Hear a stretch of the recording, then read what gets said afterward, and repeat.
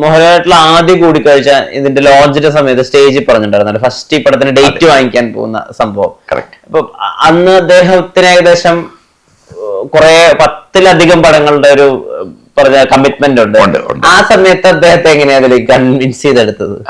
അത് ഞങ്ങളുടെ സൗഹൃദം എന്ന് വേണമെങ്കിൽ പറയാം. കാരണം ഉണ്ണിക്ക് ലാലിനെ വളരെ ക്ലോസ് ആയി. ഞാൻ ട്രിവാൻഡ്രത്തുകാരനല്ല ബേസിക്കലി. അപ്പൊ ഉണ്ണി തിരുവനന്തപുരത്തുകാരനാണ്. ലാലിന്റെ ചേട്ടൻ പ്യാരിയുടെ അടുത്ത സുഹൃത്താണ്. ലാലുമായിട്ടല്ല അടുപ്പം, ശരിക്കും പ്യാരിയായിട്ടുള്ള അടുപ്പമാണ്. പിന്നെ കൂടാതെ തന്നെ ട്രിവാൻഡ്രത്തുള്ള ഗ്യാങ് എല്ലാവരും സിനിമാക്കാരുടെ ഒരു തട്ടകമായിരുന്നല്ലോ. കാരണം സുരേഷ് കുമാർ, സനൽകുമാർ, നമ്മുടെ ക്യാമറാമാൻ കുമാർ, അങ്ങനെയുള്ള വലിയൊരു ഗ്യാങ് തന്നെ അവര് ഒരുമിച്ചുള്ള. അതിൽ ഉണ്ണിയും വന്നൊരു ഉണ്ണി ആരുമല്ല, ഉണ്ണി ഒരു വെറും അസിസ്റ്റന്റ് ഡയറക്ടറായിട്ട് ഇവരുടെ കൂട്ടത്തിൽ നിൽക്കുന്നല്ലാതെ ഉണ്ണിക്ക് സിനിമയിൽ വലിയ ഭാഗമായിട്ടില്ല. ഞാൻ ആ സമയത്ത് ഈ പറഞ്ഞില്ലേ, എനിക്ക് ലാലിനെ പരിചയം 1980 മുതലാണ്.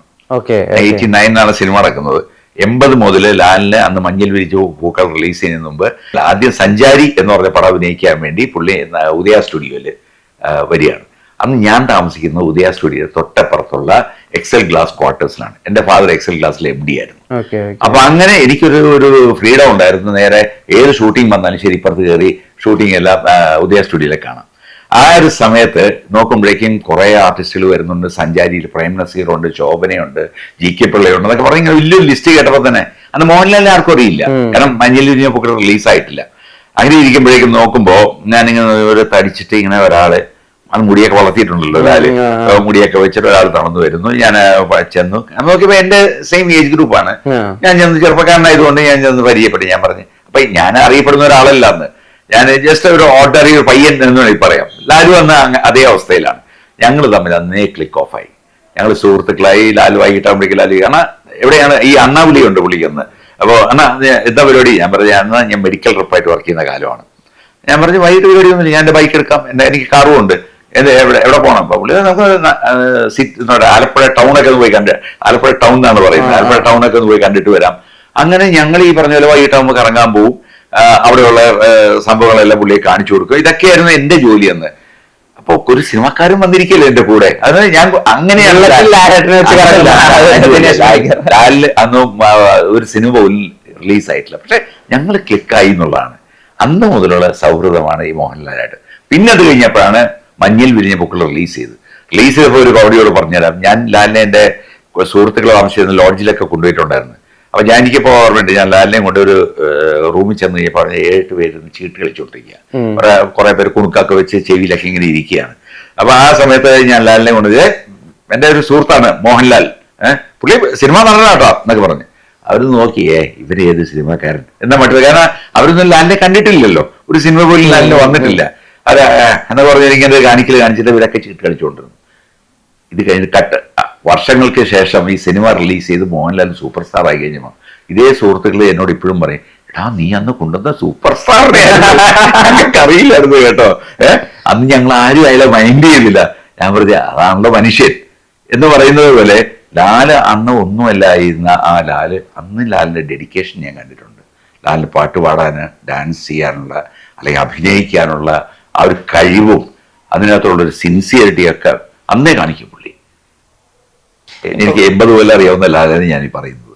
അപ്പൊ അങ്ങനെയാണ് ഈ പറഞ്ഞത്, ഞങ്ങള് സൗഹൃദമുള്ളതിന്റെ പേരിലാണ് ഞാനും പറയുന്നത്. അങ്ങനെയാണെങ്കിൽ ഉണ്ണി നമുക്ക് എങ്ങനെയാണെങ്കിൽ നമുക്കൊരു ഡേറ്റ് വേണമെങ്കിൽ ലാലിനോട് ചോദിക്കാം. അതിന് ഞാനും ഉണ്ണിയും കൂടി ഇവിടെ പോകുന്നത് തൃശ്ശൂര്. ആദ്യം ഞങ്ങൾ ചെയ്തതെന്ന് വെച്ചാൽ ഞങ്ങള് ഒരു കൃപ ഫിലിംസ് എന്ന് പറഞ്ഞൊരു ബാനർ രജിസ്റ്റർ ചെയ്തു. അപ്പൊ കൃഷ്ണകുമാറും പണിക്കരും രണ്ടുപേരും, അതാണ് കൃപ എന്നുള്ളതിന്റെ ഫുൾ ഫോം തന്നെ. ഞങ്ങൾ അത് ഫോം ചെയ്ത് ഞങ്ങൾ ഗുരുവായൂരപ്പന്റെ മുമ്പിൽ പോയി തൊഴുത് രാവിലെ നിർമ്മാല്യം തൊഴുന്നതിന് ശേഷം എഗ്രിമെന്റ് ഒപ്പിട്ട് കണ്ണന്റെ മുമ്പിച്ചാണ് ഞങ്ങൾ ഒപ്പിട്ടിരിക്കുന്നത്. അവിടെ വെച്ച് ഒപ്പിട്ട് അതിന് ശേഷം ഞങ്ങൾ നേരെ തൃശ്ശൂർ വരുന്നു. അപ്പോൾ രാവിലെ ഒരു 8-9 മണി എന്തോ ആയിട്ടുണ്ട്. ചെന്ന് കഴിഞ്ഞപ്പോഴേക്കും അപ്പോൾ പറഞ്ഞു, ലാൽ സാർ ഇന്നലെ കിടന്നപ്പോൾ ലേറ്റായി, അപ്പോൾ റൂമിലുണ്ടെന്ന് പറഞ്ഞു. തുറന്നു നോക്കിയപ്പോൾ റൂം പൂട്ടിയിട്ട് പോലും ഇല്ല. അത് കഴിഞ്ഞത് ലാലിങ്ങനെ കമന്നടിച്ച് ഇങ്ങനെ കിടപ്പുണ്ട്. അപ്പോൾ കിടക്കുന്ന സമയത്ത് ഞങ്ങൾ വിചാരിച്ചു ആദ്യം ഡിസ്റ്റർബ് ചെയ്യണോ, കാരണം ഷൂട്ടിങ് കഴിഞ്ഞ് വന്ന് കിടക്കുകയല്ലേ. നോക്കിയപ്പോഴേക്കും ഞങ്ങളുടെ ഈ റൂം വന്നതിൻ്റെ ഒരു അനക്കം കേട്ടിട്ടായിരുന്നു ലാലിങ്ങനെ കണ്ണ് തുറന്നു നോക്കിയപ്പോഴേക്കും ഞങ്ങളെ കണ്ടോടെ ചാടി എഴുന്നേറ്റ്. അതിന് മുമ്പ് ഞാൻ ചന്തിക്കുന്നത് 2 അടിയും വെച്ചു കൊടുത്തത് ഇതൊക്കെ എന്ന് പറഞ്ഞു. പുള്ളി ചാടി എഴുന്നേറ്റു. എന്താ 2 അണ്ണന്മാരും കൂടെ, കാരണം പുള്ളി ഒട്ടും പ്രതീക്ഷിക്കില്ല, ഞങ്ങൾ അറിയിച്ചിട്ട് പോലും ഇല്ല. ഞങ്ങൾ വരുന്നുണ്ടെന്നോ അല്ലെങ്കിൽ പോയി തൂവാനത്തുമ്പിയുടെ സെറ്റിലുണ്ടെന്നുള്ളത് ഒന്നും തന്നെ പുള്ളി കൺവേ ചെയ്തിട്ടുമില്ല. ഞങ്ങൾ പറഞ്ഞു ഞങ്ങളൊരു സിനിമ എടുക്കാൻ വേണ്ടി പ്ലാൻ ചെയ്യുന്നു, അങ്ങനെയാണ് ഞങ്ങളിവിടെ വന്നിരിക്കുന്നതെന്ന് പറഞ്ഞു. അപ്പോൾ പുള്ളി പറഞ്ഞു അതിന് ഇപ്പൊന്നും പറ്റൂല, നിങ്ങൾക്ക് അറിഞ്ഞുകൂടെ എൻ്റെ അവസ്ഥ. ഞാൻ അന്ന് പുള്ളിക്ക് ആദ്യമായിട്ട് ജീവിതത്തിലൊരു ബാക്ക് പെയിൻ പുള്ളിക്ക് വന്നിട്ട് അതിന്റെ ഡിസ്കിന്റെ എന്തെങ്കിലും പ്രോബ്ലം എനിക്ക് അത് വ്യക്തമായിട്ട് ഓർമ്മയില്ല. അതിന്റെ ഒരു ചെറിയ വേദന അനുഭവിക്കുന്ന ആ ഒരു കാലത്താണ് ഞങ്ങൾ ഈ ചെല്ലുന്നത്. അപ്പോൾ പടങ്ങൾ കുറെ മുടങ്ങിയിരിക്കുകയായിരുന്നു. അപ്പൊ അതെല്ലാം കൂടെ മുടങ്ങിയിരിക്കുന്നത് 14 പടത്തിന് ഡേറ്റ് പുള്ളി കൊടുത്തിരിക്കുകയാണ്. പുള്ളി പറയാൻ ഞാൻ 14 പടത്തിന് ഡേറ്റ് കൊടുത്തിരിക്കുക, 2 വർഷം വെയിറ്റ് ചെയ്യേണ്ടി വരും എന്ന് പറഞ്ഞു. ഒരു കുഴപ്പമില്ല, ഞങ്ങൾക്ക് നാളെയൊന്നും പറഞ്ഞു ചെയ്യേണ്ട, 2 വർഷം കഴിഞ്ഞ് മതി. അപ്പോ അടുത്ത ചോദ്യം, ശരി, അത് ആരെ വെച്ചാൽ ചെയ്യാൻ ഉദ്ദേശം? അപ്പൊ ഞങ്ങൾ പറഞ്ഞു ഒരു 3 പേരാണ് നമ്മുടെ ലിസ്റ്റിലുള്ളത്. ഒന്ന് പ്രിയദർശൻ, പിന്നെ ഒന്ന് നമ്മുടെ വേണുനാഗവള്ളി, 3ാമത്തെ പേരാണ് ഞങ്ങൾ സിബി മലയിൽ പറഞ്ഞത്. അപ്പോ ഈ 3 പേരുകളാണ്. ആരെങ്കിലും കുഴപ്പമില്ല, ലാൽ അങ്ങനെയാണല്ലോ, അങ്ങനെ ആ രീതിയിൽ പറയുള്ളൂ. പുള്ളിക്ക് അങ്ങനെ ആരെയും വെറുപ്പിക്കുന്ന ഇഷ്ടമല്ല. ആരെങ്കിലും കുഴപ്പമില്ല എന്ന് പറഞ്ഞാൽ ഞങ്ങൾ ആദ്യം പ്രിയനെ മനസ്സിൽ വെക്കാം, കാരണം അന്ന് പ്രിയൻ കത്തി നിൽക്കുന്ന ഒരു ഡയറക്ടറാണ് കോമ്പിനേഷൻ. പിന്നെ അത് കഴിഞ്ഞാൽ വേണുനാഗവള്ളി എന്ന് പറയുന്നത് ഉണ്ണിയുടെ വൈഫിന്റെ കസിൻ കൂടിയാണ്. അപ്പൊ അങ്ങനെ ഒരു ബന്ധം കൂടി വേണിച്ചേട്ടൻ, എനിക്കും പേഴ്സണലി വളരെ ക്ലോസ് ആണ് വേണിച്ചേട്ടൻ. അപ്പൊ വേണിച്ചേട്ടന് ഞങ്ങൾക്ക് പ്രിയമായിരുന്നു. പിന്നീടാണ് മറ്റേ 3ാമത് സിബി മലയിലിന്റെ പേര് വന്നിരിക്കുന്നത്. സിബി നല്ലൊരു സംവിധാനം. എനിക്ക് സിബി നേരത്തെ ആലപ്പുഴയിൽ ഉള്ള സമയം പോലെ എനിക്കറിയാം. ഉണ്ണിക്കും നേരത്തെ സിനിമ മുഖേന പരിചയമുണ്ട്. അപ്പൊ അങ്ങനെയാണ് ശരിക്കും പറഞ്ഞു കഴിഞ്ഞാൽ നമ്മുടെ കിരീടത്തിന്റെ ഒരു സ്റ്റാർട്ടിങ് എന്ന് പറയില്ലേ, ഇതാണ് തുടങ്ങിയത്. ഇപ്പൊ ഈ സിനിമയുടെ അകത്ത് ആളുകൾ ഈ പറഞ്ഞ നമ്മൾ ഇൻട്രോഡക്ഷനിൽ തന്നെ പറഞ്ഞൊരു കാര്യമുണ്ടല്ലോ, അദ്ദേഹത്തിന്റെ നടത്തം. അതെ, ഇത് പിന്നീട് റീഷൂട്ട് ചെയ്തെന്നും കേട്ടിട്ടുണ്ട്. അതായത് ആ നടത്തം മാത്രം പിന്നീട് കുറച്ച് ലാലേട്ടനെ കൊണ്ടുവന്ന് റീഷൂട്ട് ചെയ്തെന്ന് കേട്ടിട്ടുണ്ട്. അതിൽ എത്രമാത്രം സത്യമുണ്ട്? എനിക്ക് എന്റെ ഓർമ്മയിൽ അങ്ങനെയൊന്നും ഇല്ല. അതിനുവേണ്ടി നടത്തത്തിന്റെ പേരിലൊന്നും റീഷൂട്ട് ചെയ്തിട്ട് എനിക്ക് തോന്നിയിട്ടില്ല. ഓക്കെ.